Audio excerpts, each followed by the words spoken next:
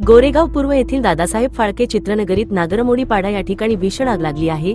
या आगीचे स्वरूप अत्यंत भयंकर अशा स्वरूपाचे आहे। या आग तेथील अतिक्रमण करून अनधिकृत बांधलेले गाळे आणि वस्ती यात लागली आहे।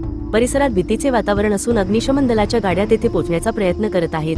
दादासाहेब फाळके चित्रनगरीत तेथील अधिकारी यांच्या परवानगीने चिकडे अतिक्रमण होऊन अशा गंभीर घटना घडल्याचा आरोप सामान्य नागरिक आणि समाजसेवक करीत आहेत। तसेच दादासाहेब फाळके चित्रनगरीत अनेक ठिकाणी मोकळ्या जागेवर पालिकेच्या पी साऊथ वार्डातील तसेच अग्निशमन दलाच्या परवानग्या न घेता अनेक ठिकाणी सेट बांधले आहेत।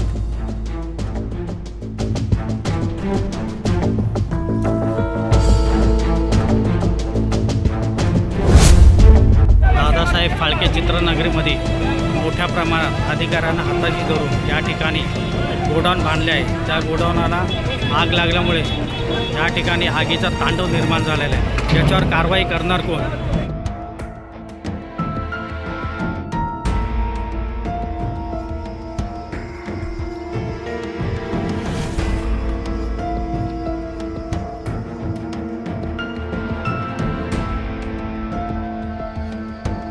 आपण बघू शकता लोकांचे हाल कसे आहेत।